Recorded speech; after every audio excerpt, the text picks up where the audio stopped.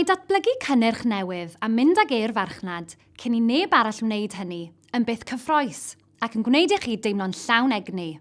Ond mae'n heriol hefyd ac mae'n aberyglon. Oeddech chi'n gwybod bod 3 o bob 4 cynnyrch newydd yn methu mewn ambell sector o'r farchnad? Gadewch i mi esbonio sut y gallwch chi wella'ch cyfle o lwyddo a helpu i leihau'r risg. Dilynwch y cynllun datblygu fesul cam yma. Mae hyn yn rhoi fframwaith i chi mwyn i chi olrhain eich cynnydd a gweld lle rydych chi arni'n datblygu'ch cynnyrch newydd. Mae'n help hefyd i chi wneud penderfyniadau am werth eich syniad ar hyd pob cam o'r ffordd, ac o bosibl yn help i chi osgoi gwario arian ar gostau datblygu enfawr, ac mae hynny'n wirioneddol ddefnyddiol. Dull cam wrth gam yw hwn. Mae yna 7 cam gan ddechrau gyda'r syniad gwreiddiol drwodd i'r adeg y byddwch chi'n mynd ar cynnyrch i'r farchnad. Mae'n broses ddysgu hefyd. Mae yna gyfle i chi gael ymateb yn ystod pob cam. Felly wrth i chi gamu drwy'r broses, byddwch chi'n deall mwy a mwy am werth eich syniad. Gan ddefnyddio'r pethau rydych chi wedi dysgu, byddwch chi'n gallu mynd yn ôl a mireinio'r syniad a dal i wella'ch cyfle o lwyddo. Fe allwch chi hefyd benderfynu bwrw mlaen neu beidio â bwrw mlaen ar bob cam. Peidiwch anghamddeallu. Nid sôn am daflu syniadau i'r bin ydw i, ond am edrych yn fanwl ar eich syniadau a gwneud yn siŵr eich bod gennych chi'r siawns orau un o lwyddo. Wedi'r cyfan, fel rydyn ni wedi glywed eisoes, mae'r gyfradd fethu'n uchel iawn, hyd yn oed i gwmnïau mwy o faint sydd wedi cael eu traed danyn nhw ac sydd â mwy o amser, arian ac adnoddau'n gefn iddynt. Os dilynwch chi'r cynllun datblygu cam wrth gam, bydd mwy o siawns i chi lawnsio'ch cynnyrch newydd yn llwyddiannus. Gadewch i ni fynd drwy bob un o'r 7 cam.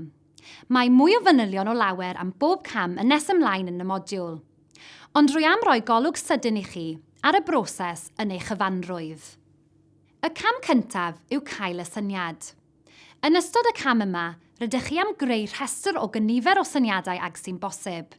Rydych chi'n chwilio am syniadau y gallech chi, nid y byddwch chi yn ein troi'n gynnyrch newydd. Yr ail gam yw hidlo'r syniadau hynny, a chwtogi'ch rhestr hir yn rhestr fer, mwyn i chi ei phwyso a'i mesur yn fwy manwl. Yng ngham 3, byddwch chi'n datblygu'r syniad ac yn ystyried a oes marchnad bosibl ar ei gyfer e, a sut y byddai'ch darpar gwsmer yn ymateb iddo fe. Cofiwch, syniad yw hyn o hyd, dyw e ddim yn gynnyrch eto. Yn ystod cam 4, byddwch chi'n dadansoddi'r syniad yn fwy manwl i weld a yw'n debygol o fod yn broffidol. Elw yw'r allwedd. Os nad yw'ch syniad yn debygol o wneud elw, efallai y dylech chi feddwl eto. Efallai fod hyn yn swnio'n galed, ond mae'n well gwybod yn awr yn hytrach na threulio llawer o amser, arian ac ymdrech a sylweddoli hynny nes ymlaen. Yn ystod cam 5, byddwch chi'n anadlu bywyd eich cynnyrch am y tro cyntaf. Dyma pryd y byddwch chi'n creu enghraifft go iawn, prototype neu fras fodel. A dweud y gwir, efallai byddwch chi'n creu sawl prototype neu fras fodel wrth i chi ddysgu yn sgil creu pob un. Rydyn ni bron yno nawr. Yn ystod cam 6, byddwch chi'n profi'r farchnad.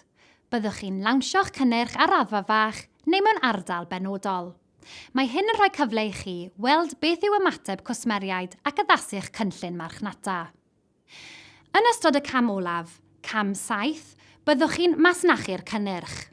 Byddwch chi'n dechrau'r broses cynnyrchu lawn ac yn lawnsio'r cynnyrch ar y farchnad. Efallai fod y 7 cam hyn yn edrych yn broses hir, ond drwy ddilyn yr rhain, fyddwch chi ddim yn gwastraffu amser ac adnoddau. Felly, mwyn cael gwell cyfle o lwyddo, defnyddiwch gynllun datblygu cam wrth gam, bob tro y byddwch chi'n datblygu cynnyrch newydd. Pob lwc!